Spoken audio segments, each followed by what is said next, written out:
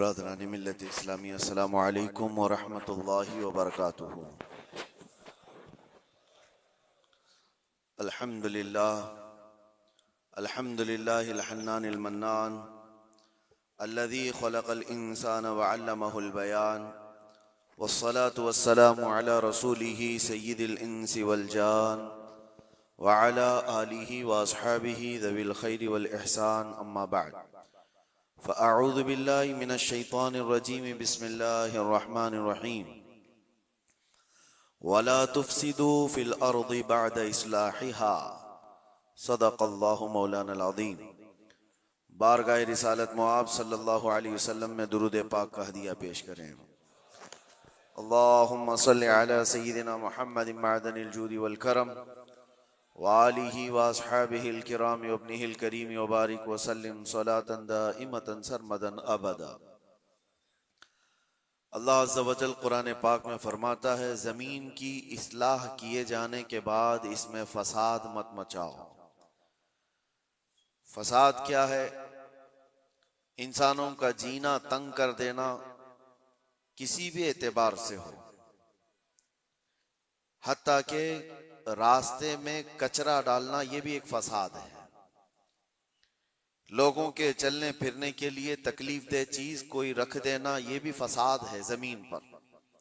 और अल्लाह तबारक व तआला इसको सख्ती के साथ मना फरमाता है कि जमीन में फसाद मचाने वाले अल्लाह को पसंद नहीं है। मुझे यहां बात ये अर्ज करनी है कि इस्लाम वो अजीम दीन है जो दुनिया से फितने और फसाद को खत्म करने के लिए आया। किसी की बालादस्ती, किसी की जबरदस्ती इस दीन पाक में नहीं है। आपको अंदाजा हो तो मैं बताऊं, ईरान के एक बादशाह के पास नबी पाक सल्लल्लाहु तआला अलैहि वसल्लम के एक सहाबी गए, सफीर बन करके गए थे। तो बादशाह ने पूछा कि कौन सा दीन तुम लोग लेकर के आए? तो सहाबी ने एक जुमले में यूं कहा था, वो दीन हमारे पास आया है जो इंसान को इंसानों की इबादत से हटाकर खालिक की इबादत में लेकर जाता है। इंसान को इंसान की बालादस्ती या उसकी तमाम तर महकूमियत से हटाकर अल्लाह अज़्ज़ा वजल की बारगाह में सरनिगू करता है। अब मामला यह है कि लोगों ने अपने अपने ख्यालात से इस्लाम की तस्वीर अपने दिमाग में बना ली है। हर कोई ये समझता है कि इस्लाम इस तरह से है, इस्लाम इस तरह से है। इसी वजह से कुछ ऐसे इंसिडेंट पेश आते हैं जो अपने राय से और अपने दिमाग से कुछ मुसलमान कर जाते हैं। एक बात याद रखें, वो इस्लाम नहीं हो सकता, किसी मुसलमान का काम हो सकता है। इस्लाम वही है जो रसूलुल्लाह सल्लल्लाहु तआला अलैहि वसल्लम से साबित हो और उनके सहाबा ने करके दिखाया, वही इस्लाम है। आज पूरी दुनिया जिस तरह से टारगेट पर रखी हुई है, ये मुसलमानों के कामों की वजह से, इस्लाम के तालीमात की वजह से नहीं। काश अगर वो इस्लाम की सच्चाइयों को पढ़े होते तो उन्हें अंदाजा होता कि इस्लाम ये है नहीं, लेकिन ये काम जो हो रहा है ये किसके थ्रू हो रहा है। जो जुल्म, जो फसाद, जो फितना पूरी दुनिया में मचाया जा रहा है, अगर वो किसी व्यक्ति के जरिए से, किसी इंसान के जरिए से है तो ये उसका अमल है, उसके दीन का नहीं, क्योंकि वो दीन का ठेकेदार नहीं।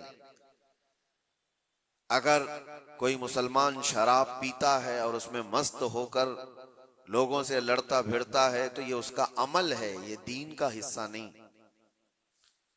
अगर कोई ताश के पत्तों पर बैठा पूरी पूरी रात गुजारता है तो ये उसकी बदकिरदारी है, उसके बदअखलाक है, इस्लाम का ये हिस्सा नहीं, इस्लाम ने उसे दिया ही नहीं है। कोई नौजवान आवारा बिगड़ा हुआ लड़कियों की तरफ गलत नजरें मारता है और पाकबाज खवातीन की जिंदगी के लिए वो दुश्वार बन गया है, तो वो शैतान है, वो इस्लामी हिस्सा नहीं है। इस्लाम की तालीमात में ये नहीं है। रब तबारक व तआला ने जो दीन हमें अता फरमाया रसूलुल्लाह सल्लल्लाहु अलैहि वसल्लम के जरिए से, वो इतना पाक है, इतना पाक है कि इस पूरी कायनात में इस्लाम आया ही है फितना और फसाद और हर बुराई को खत्म करने के लिए। क्या वजह है कि जिस दौर में इस्लाम की तबलीग और इशाअत हो रही है मक्का मुकर्रमा में, कौन से लोग थे हुजूर पाक सल्लल्लाहु अलैहि वसल्लम के मुखातब? वहां पर कौन लोग थे? वही लोग तो थे जो शराब नोशी में फख्र करते थे, जुआबाजी उनका शियार था, औरतों को बाजारों में लाकर नीलाम कर देते थे, बच्चियां पैदा हो तो गर्दन मरोड़ कर दफन कर देते थे। ये वही लोग तो थे उस वक्त। लेकिन नबी मोहतरम सल्लल्लाहु ताला अलैहि वसल्लम की तबलीग और इशाअत के बाद एक एक बुराई का खात्मा हुआ या नहीं, पूरी तारीख इसकी गवाह है। एक एक बुराई खत्म होती चली गई। जिस मक्का में पैदा होने वाली बच्ची का गला घोंट करके दफन कर दिया जाता था, उसी मक्का से मेरे आका ऐलान फरमा रहे हैं औरतों के हुकूक के मुताल्लिक कि औरत अगर तुम्हारी एक बेटी हो, उसकी परवरिश करके तुमने सही जगह उसको शादी करके दे दिया, तो हुजूर फरमाते मेरी शफाअत उस पर वाजिब है, मैं उसे जन्नत में ले जाने की जमानत देता हूं। बेटी का हक ये बताया उसी मक्का मुकर्रमा में जहां लोग अपनी माँ और अपनी बहनों को बाजारों में नीलाम कर देते। मेरे आका सल्लल्लाहु अलैहि वसल्लम ने इस बुराई का खात्मा फरमाया। इरशाद क्या फरमाया कि अल जन्नतु तहत अक़दामिल उम्महात। तुम क्या समझते हो औरतें बाजारों की जीनत हैं? तुम्हारी अगर माँ है तो उसके कदमों में तुम्हारी जन्नत है, बहन है तो तुम्हारे हक में उसकी दुआएं कबूल है, बीवी है तो उसको एक लुकमा खिलाना सदके का सवाब है। औरतों के हुकूक बयान किए। जहां बच्चों पर जुल्म होता था, नबी मुहतशम सल्लल्लाहु ताला अलैहि वसल्लम ने उसको खत्म फरमाया। बूढ़ों के लिए, बेवाओं के लिए, बेवाओं को तो मुआशरे में रहने नहीं दिया जाता था, उनके लिए अलग बस्तियां हो जाती थी। शगुन अब शगुन ये भी हमारे इलाके में भी पाए जाते हैं सब चीजें। किसी औरत का शोहर मर जाए, सती की रस्म यहां पर भी हुआ करती थी, औरत को शोहर के साथ जला दिया जाता। मगर नबी करम सल्लल्लाहु ताला अलैहि वसल्लम ने बेवा औरत के हुकूक को सिर्फ बढ़ाया नहीं, आपने जितने निकाह फरमाए सिवाय उम्मुल मोमिनीन आयशा सिद्दीका के, ये सारी बीवियां आपकी बेवा ही हैं। बेवा को हुजूर सल्लल्लाहु अलैहि वसल्लम ने बेवा हैं या मुतल्लका हैं, हुजूर पाक सल्लल्लाहु अलैहि वसल्लम ने अपने हरम की जीनत बनाई, बल्कि करोड़ों मोमिनों की उनको मां का दर्जा अता फरमाया। एक एक बुराई का खात्मा करने के लिए इस्लाम इस रोए जमीन पर आया। लेकिन अफसोस ये है मेरे अजीजों, हालात इस तरह करवट ले चुके। बहुत पहले एक शायर ने कहा था बारगाह मुस्तफ़ा सल्लल्लाहु अलैहि वसल्लम में अर्ज करते हुए, ए खासान रसूल वक्त दुआ है, उम्मत पे तेरे वक्त अजब आके पड़ा है। जो दीन निकला था अपने देश से, अपने वतन से, आज वो परदेश में गरीबुल गुरबा है। ये दीन बड़ी शान से निकला था अपने वतन से और हर किसी ने इसको गले लगा लिया था, और आज ये अपने ही लोगों के दरमियान अजनबी बन चुका है। ये दीन इस्लाम अपने ही लोगों के बीच में अजनबी बना हुआ है।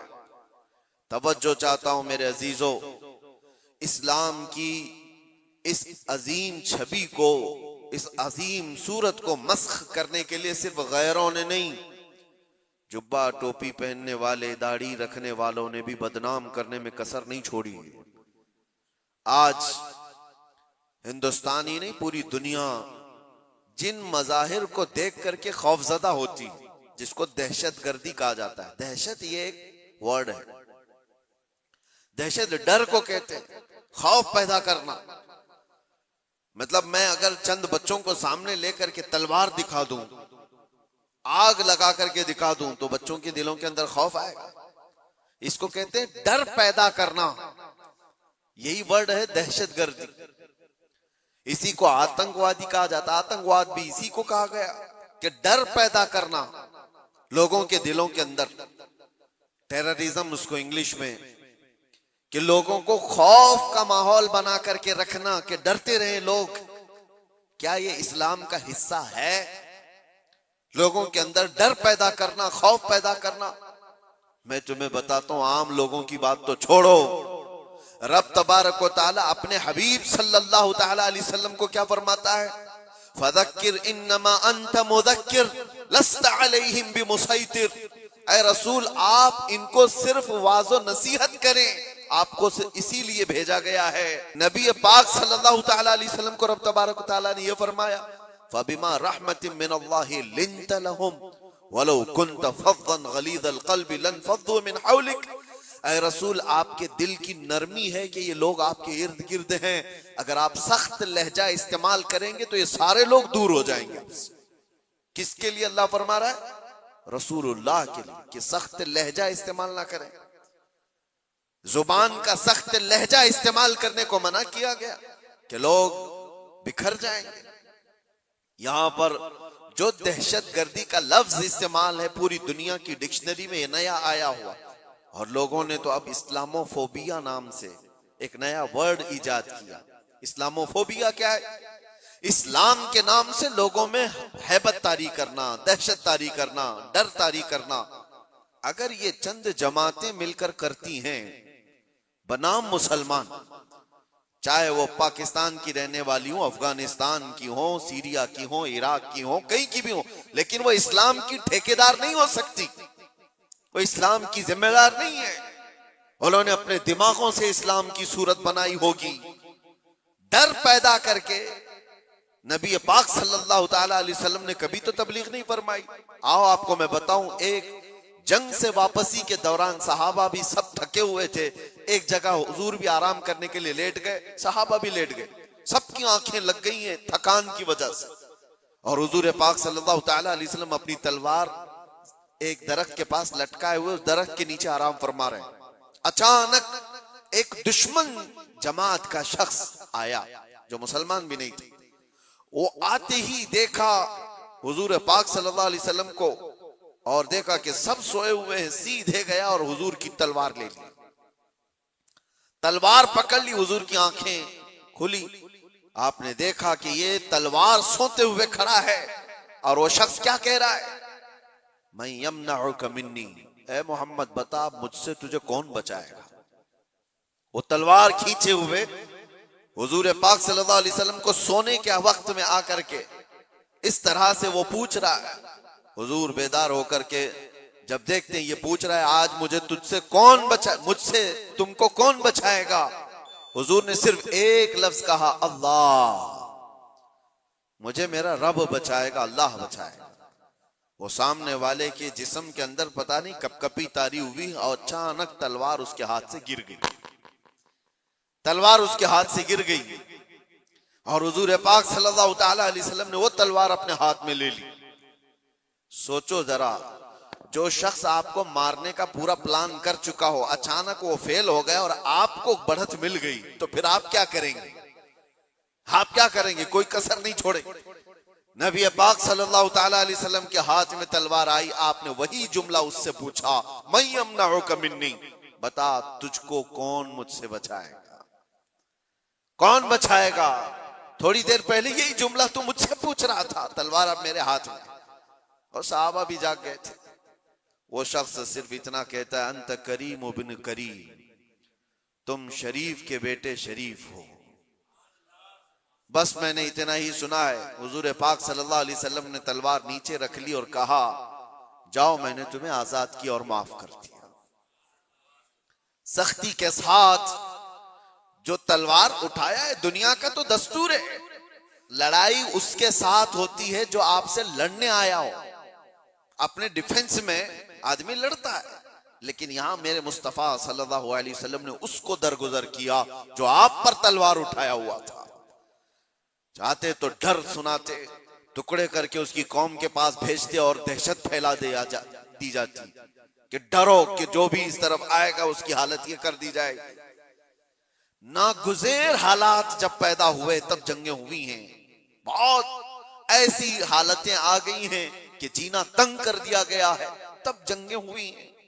वरना तो इस्लाम का दस्तूर ये है। मेरे आका सल्लल्लाहु अलैहि वसल्लम ने फरमाया, ला ततमन्नौ लिक़ा अदुव्विकुम, तुम दुश्मन से लड़ने और भिड़ने की तमन्ना भी मत करो, जंग की तमन्ना करना भी जायज नहीं। हुजूर पाक ने फरमाया, हाँ ऐसी सूरत पैदा हो गई तुम्हारे ऊपर, तब वो जंग के नागुज़ेर हालात में कहा गया, लेकिन आज जो हालात पेश आए हैं, आप अंदाजा कर सकते हैं। दहशत का लफ्ज हमारे साथ जो जोड़ा गया है, आतंक का लफ्ज या टेरर का लफ्ज जो जोड़ा गया है, चंद लोगों के अमाल हो सकते हैं, ये इस्लाम का हिस्सा नहीं हो सकता।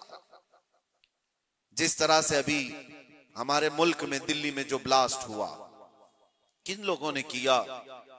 शुरुआती तहकीकात में जो नाम पेश किए जा रहे हैं मुसलमानों के नाम। कौन से मुसलमान हैं ये लोग? क्या चाहते थे? और इससे हासिल किसका फायदा हुआ? मुझे कोई भी सेंस रखने वाला मुसलमान हो, कोई भी बताए। ये बात इसलिए मैं अर्ज कर रहा हूं कि आज बहुत सारे नौजवान जज्बाती हो गए और कुछ लोगों की वजह से, यानी कुफार और मुशरिकीन की तकालीफ की वजह से वो सोचते हैं ऐसे कदम उठा लेना चाहिए। मैं उनसे कहता हूं, एक बात याद रखना, एक्सट्रीमिज्म, शिद्दत पसंदी दूसरी शिद्दत पसंदी को जन्म देती है। ऐसा नहीं कि तुम तशद्दुद करोगे तो सामने वाला तशद्दुद नहीं करेगा। तुम एक करोगे, सामने दो करने वाले होंगे। तुम दो करोगे, चार की शिद्दत और हो जाएगी। ये हल नहीं है दुनिया में। जिन नौजवानों ने ये रास्ता इख्तियार किया, अगर मेरी बात वो सुनते हैं तो तवज्जो चाहता हूं, किसका भला किया है? इन जमातों ने इस तरह के कत्ल और गारत से, इस तरह के ब्लास्ट से किसका भला किया है? उम्मत का, इस्लाम का, मुसलमानों का, मुल्क का, किसका? किसी का नहीं। ना हक रास्ते में चलने वालों की जानों को लेना। कुरान कहता है, मन कतल नफ्सन बिगैरि नफ्सिन औ फसादिन फिल अर्द फकअन्नमा कतल अन्नास जमीआ। जिसने नाहक एक जान को कत्ल किया है, उसने पूरी इंसानियत को कत्ल किया। छठे पारे में रब ताला फरमाता है, उसने पूरी दुनिया का कत्ल किया है। लोग क्या समझते हैं? ये ब्लास्ट कर लेना, किसी भी इलाके में जाकर के बारूद से उड़ा दिया जाना, इसको जिहाद से ताबीर करते हो? जिहाद की वो जो आला और पाकीज़ा सूरत है उसको मस्ख करते हैं, उसको लोगों के दरमियान बुरी शक्ल पेश करने के लिए। मैंने तो कभी आज तक ये महसूस भी नहीं किया। इराक के भी बहुत सारे सफर किए। चंद सालों पहले पूरी दुनिया में ISIS ने अपनी दहशत पैदा करके रखी थी। क्या थी ये जमात? कभी भी करीब से देखने वाला और पढ़ने वाला समझ सकता था, इस्लाम की बूबास भी इन्हें नहीं लगी। जो 12 साल की 13 साल की लड़कियों को इराक की मंडियों में ले जाकर के बेचते हो, छोटी लड़कियों को, वहां के हालात हमें पता है, और उनकी तरबियत ऐसे करना, पूरा पेट्रोल की चोरी करना, दुनिया में बेचना, और ये कत्ल गारत और ये जो फसाद मचाया था, इस फसाद का नाम इस्लाम हो ही नहीं सकता। और इसीलिए मैंने सबसे पहले आयत क्या पढ़ी, वला तुफसिदू फिल अर्दि बअद इस्लाहिहा। रब ताला फरमाता है, इस पूरी जमीन पर कहीं फसाद मत मचाओ इसकी इस्लाह किए जाने के बाद। अरे मियां, यहां कचरा डालने की इजाजत नहीं है, तुम खून बहाने की बात करते हो। हाँ, मोहम्मद अरबी सल्लल्लाहु तआला अलैहि वसल्लम का वफादार जो होगा, अरे शेर तो मैदानों में लड़े जाते हैं, मुकाबला होगा तो मैदानों में मुकाबला होता है। यूं नहीं होता कि नाहक कोई भी रास्ता चलने वाले की जान ले ली जाए और उसको कहा जाए कि ये जिहाद है, ये जंग है, ये बदला है, ये इंतकाम है। हरगिज नहीं। मैं सख्त मजम्मत करता हूं ऐसे तमाम गतिविधियों का। कोई भी नौजवान इस तरह की हरकतों में मुलव्विस होता है तो जानते हैं इसका नुकसान कितना लंबा होता है, कितना लंबा नुकसान होता है। उन जालिमों ने जो कुछ भी किया, चंद महीनों पहले कश्मीर में जो हुआ था, पहलगाम में चुन चुन करके जिन लोगों को मार दिया गया था, वो जो सैरो सियाहत के लिए गए थे, वो किसके दुश्मन थे? किसके दुश्मन थे? जिनको उन्होंने पकड़ पकड़ करके नाम पूछ करके मारा, वो किसके दुश्मन थे? क्या इस्लाम के दुश्मन थे, मुसलमानों के दुश्मन थे, या तुम्हारे कुरान हदीस किसी की दुश्मनी की थी जिनको पकड़ के मारा गया? क्या इस्लाम में इस बात की इजाजत है कि कहीं पर भी कोई घूमने आए और उसको मार दिया जाए? उन जालिम कुत्तों ने जिन लोगों को मारा, उसके बाद जो दहशत फैलाने की कोशिश की, उसका असर क्या होता है दुनिया में और दूसरी जगहों पर? गैर मुस्लिमों के पास यही मैसेज जाता है कि ये इस तरह तन्हा पाकर कहीं पे भी कत्ल कर सकते हैं। पूरे मुसलमानों को उन्होंने खतरे में डाला। आज जो हुआ इसका भी असर वही होगा जो 9/11 के बाद हुआ था। आपको पता है 2001 में अमेरिका के अंदर जो बिल्डिंगें गिरा दी गई थी जिसमें 3000 लोग करीब मारे गए थे, वर्ल्ड ट्रेड सेंटर पर जो हमले हुए थे, उसकी तहकीकात हुई। उसके बाद फिर कई सालों के बाद अफगानिस्तान से जिम्मेदारी कबूल की एक जमात ने कि इसको हमने किया, लेकिन उसका असर क्या हुआ जानते हैं? तकरीबन 11-12 साल तक उस शहर में ऐसे हालात हो गए थे कि मुसलमानों का जीना तंग हो गया। कोई देखना नहीं चाहता था किया किसने, लेकिन कसूर भर कौन रहा। इसलिए मेरे अजीजों, कोई एक नौजवान अगर ऐसी हरकत करता है, अभी जैसे तहकीकात में ये बात आती है कि ये डॉक्टर पेशे से ताल्लुक रखने वाले लोग थे, शुरुआती तहकीकात ये बता रही है कितना अजीम पेशा था जिसको इख्तियार किया गया। ये बातें मैं इसलिए कह रहा हूं कि बहुत सारी जगहों पर हो सकता है कि पॉलिटिकल बनाया गया हुआ कई जगहों पर होता है, लेकिन मैं ये जानता हूं ये चीजें जो ये हरकतें हुई हैं, रियल कुछ लोग इसमें मुलविस होते हैं, क्योंकि जेलों में मैंने देखा है पुलिस एटीएस सबको यूं ही उठा करके नहीं भर देती, इनके हालात होते हैं, हमने खुद देखा है, इनसे बात भी किया है। एक बात मैं आपको बता देता हूं, पुलिस से तो वो अपना जुर्म छुपा सकता है, कैदियों में आपस में तो अपना जुर्म बताता ही है क्या क्या किया था। हमें पता है क्या क्या प्लानिंग किए जाते थे। पहले हम भी यही समझते थे कि ये सारा का सारा फेक होता है, मुसलमानों को फंसाने के लिए किया जाता है। नहीं, सब फेक नहीं होता, कुछ मुलविस होते हैं, प्लानिंग में इस तरह के शरीक होते हैं। अब मैं नहीं जानता कि वो किस तरह के मुसलमान हैं जो इन चीजों में मुलविस हो जाते हैं, उनको कौन डाइवर्ट करता है, कौन फंडिंग करता है। ये सब हुकूमत के और डिपार्टमेंट के काम है कि इन लोगों को अमन को नुकसान पहुंचाने वाली ऐसी हर चीज को वो रोकें। इसका असर अब क्या होगा? क्या हमारे बच्चे जो डॉक्टर बनना चाहते हैं वो किसी भी कॉलेज या यूनिवर्सिटी में जाएं तो क्या उनको शक की नजर से नहीं देखा जाएगा? ये भी डॉक्टर बनकर के कहीं ऐसा ब्लास्ट तो नहीं करना चाहता? उन जालिम कुत्तों ने अपनी हरकतों से कितने बच्चों की जिंदगी को दांव पे लगाया है, और फायदा किसका किया है? किसका फायदा किया? मैं महसूस करता हूं मेरे अजीजों, ये अगर इस्लाम का नाम लेकर के या बदला लेने की बात करके इस तरह की हरकत करते हैं तो आपको अंदाजा है कल अगर उस इलाके में मैं होता या आप भी होते तो भी उड़ गए होते ना, मर गए होते हैं। उन्होंने किसी को नहीं देखा है कि चलने वाला कौन है, क्या है। क्या यही इस्लामी जंगों का निजाम है? क्या ये रसूलुल्लाह सल्लल्लाहु तआला अलैहि वसल्लम की तालीमात का कोई एक हिस्सा है? सुनो, मेरे आका सल्लल्लाहु तआला अलैहि वसल्लम प्रॉपर जंग में भी जब भेजते थे तब भी सहाबा को फरमाते थे रास्ता चलते हुए कोई बैठा हुआ आदमी हो तो उसकी तरफ तलवार नहीं उठाना।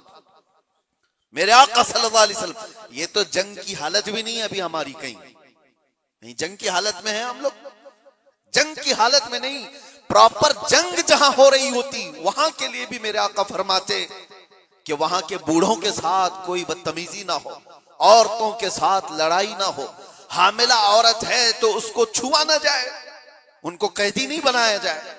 और ये तो छोड़े, नबी पाक सल्लल्लाहु अलैहि वसल्लम अपने सहाबा को जब भेजते तो ये भी तालीम देते कि जिस इलाके में जा रहे हो उनकी जो भी इबादत गाह है, इबादत गाह को तोड़ फोड़ नहीं करोगे, वहां के दरख्तों के पत्ते नहीं उखाड़ोगे, जो तुमको मारने की कोशिश किया उसके साथ तुम्हारी लड़ाई होगी।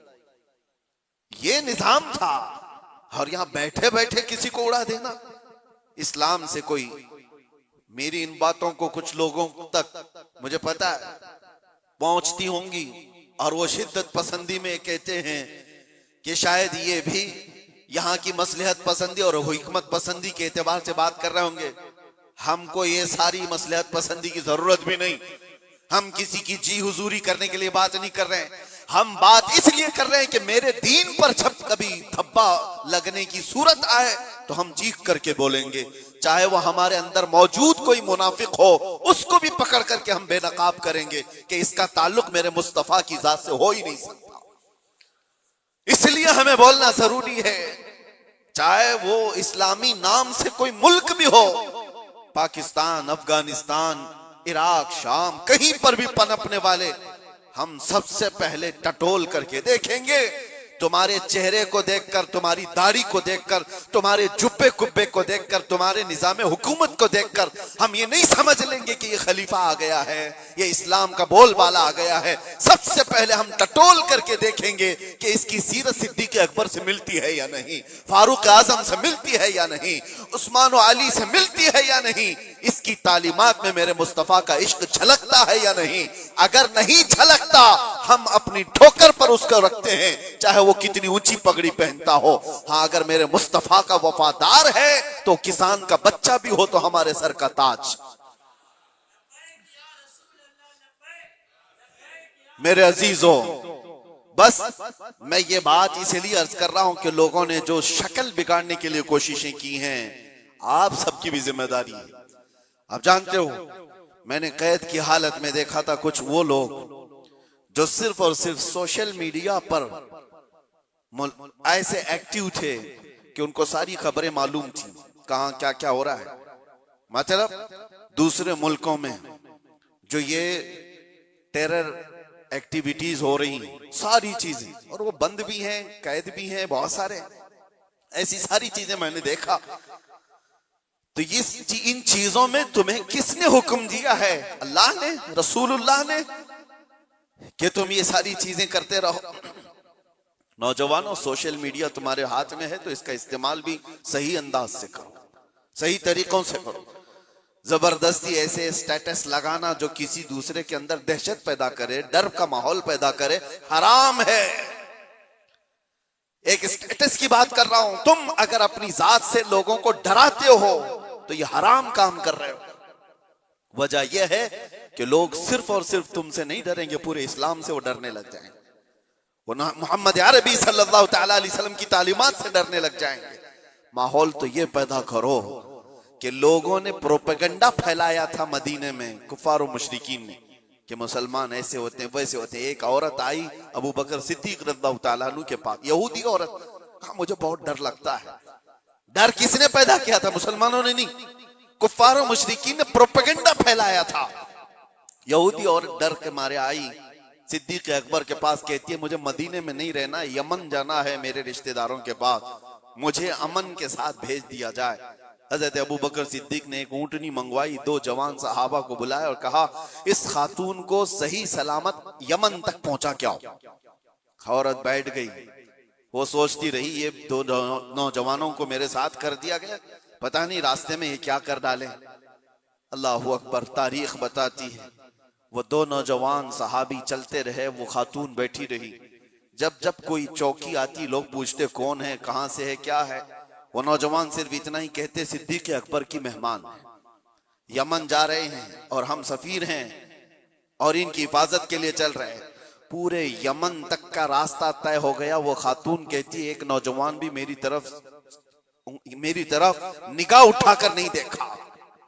सही सलामत पहुंचने के बाद वो खातून अपने रिश्तेदारों को जमा करती है और कहती है मैं तो डर के मारे मदीने से भाग कर आई थी, मुझे खबरें इसी फैलाई गई थी, मुझे डर था, एक दहशत का माहौल था, मैं अपने रिश्तेदारों में आई थी, लेकिन सबसे मैं ऐलान करती हूं कि मैं वापस मदीने जा रही हूं, इसलिए कि उससे ज्यादा अमन मुझे और कहीं नहीं लगता जो मेरी इज्जत की हिफाजत करे। ये माहौल पैदा करो नौजवानों, माहौल तो ये पैदा करो कि लोग तुम्हारा इस्तकबाल करें। आज लोग तुम्हें अपने मोहल्ले में घर देने से डरे नहीं कि इनको घर देंगे तो पता नहीं ये क्या कर डालेगा, गंदगी कर डालेगा, घूर घूर करके लोगों को परेशान कर डालेगा। ये तो दहशत पैदा करने वाला माहौल है, क्यों नहीं दिया जाता? डर का माहौल पैदा करने की बजाय अमन का माहौल ऐसा पैदा करें, मोहब्बत का माहौल ऐसा पैदा करो कि लोग तुम्हारा इस्तकबाल करें। आपको पता है 19 साल के मोहम्मद बिन कासिम को हिंदुस्तान में जब वो पहले कदम रखा था, अपने इलाके के इलाके दिए थे और कहा था ऐ नौजवान तू अपनी हुकूमत चला, हम तेरे पीछे चलने को तैयार हैं। अखलाक देखा था, किरदार देखा था, औरतों की हिफाजत करने वाले जवान को देखा था तो दुनिया कदमों में थी। अखलाक वो पैदा करो, दहशत का माहौल नहीं, डर का माहौल नहीं। मैं सख्त तरीन जुमलों से मजम्मत करता हूं इस तरह के हमलों का। और जाहिर सी बात है, हम जिस मुल्क में रह रहे हैं मेरे अजीजों, दर्द हमें इस बात का भी होता है, हम अपने मुल्क में कचरा भी नहीं फेंकना चाहते, तो ना हक बिरादराने वतन चाहे वो कोई भी हो, उनकी जान लेने की इजाजत कैसे दी जा सकती? क्या ये मेरे मुल्क जहां मैं रह रहा हूं, आप रह रहे हैं, उसकी इज्जत पर खतरा नहीं है? उसकी हिफाजत, उसकी सिक्योरिटी पर खतरा नहीं है? और सिर्फ मुल्क में रहने वालों के अंदर दहशत नहीं पैदा हुई है, पूरी दुनिया में जहां ये मैसेज जाएगा, लोग जो आने वाले होंगे वो डर जाएंगे, पता नहीं इनके यहां ऐसे हालात। तो क्या ये मुल्क की छवि को बर्बाद खराब करने की कोशिश नहीं? कितनी एक काम से उन जालिमों ने अपने खानदान को जोखिम में डाला, अपने रिश्तेदारों को, अपने वतन को, अपने दीन को, और जहां वो पढ़ते थे वो सब जगह को, सबको खतरे में डाला है और बर्बाद किया है एक अमल ने। इसीलिए कुरान ने क्या कहा, ना हक किसी एक की जान लेने का मतलब है पूरी दुनिया की कत्ल करने के बराबर, और किया उन्होंने, इंसानियत के कत्ल के बराबर है। अल्लाह ताला ऐसी गतिविधियों में मुलव्विस रहने वाले मुनाफिकों से हमारी हिफाजत फरमाए। मैं दुआ करता हूं और गुजारिश भी यही करता हूं हर नौजवान को कि इस तरह मैं दरमियानी रास्ता इख्तियार करूं, मुदाहनत भी नहीं कि दीन को छोड़ करके चापलूसी करने के लिए कुछ लोगों की तलवार चाटने के काम किया जाए, उनको राजी करने के काम किया जाए, मैं इस बात का कायल नहीं हूं। लेकिन यह बात भी जरूर कहूंगा कि ऐसे शिद्दत पसंद कोई तहरीक हो, कोई तंजीम हो, कोई ऐसी गतिविधियां हो रही हो, उनसे तुम्हारा कोई ताल्लुक ना रहे, उनके दरमियान। हाँ, आपको अपने नबी पाक की मोहब्बत पर भरोसा है या नहीं? मेरे नबी पाक सल्लल्लाहु अलैहि वसल्लम से जो इश्क है, मुझे कामिल भरोसा है, मैं तन्हा भी मैदान में रहूंगा, मेरे नबी की मदद आएगी, रब तबारक तआला की मदद होगी। जब हमें ये यकीन है अल्लाह हमारे साथ है, रसूलुल्लाह की मोहब्बत हमारे साथ है, हमारा चलना फिरना ही रास्ते में काफी हो जाया करता है। इसीलिए मेरे अजीजों, मोहब्बत रसूल पर भरोसा रखो, अल्लाह की जात पर यकीन रखो, हालात यूं ही अच्छे हो जाएंगे। अल्लाह करीम हम सबको इस मुल्क के अमन व अमान अता फरमाए, और बरकतों वाला और खुशहाली वाला, अमन व अमान वाला मुल्क हमें अता फरमाए। जालिमों के जुल्म से और नजर बद से अल्लाह ताला हम सब की हिफाजत फरमाए, और मोमिनीन के दरमियान, हमारी जमात के दरमियान जो छुपे हुए गद्दार मुनाफिकीन हैं, अल्लाह तबारक व तआला उनको बेनकाब फरमाए और उनको कैफर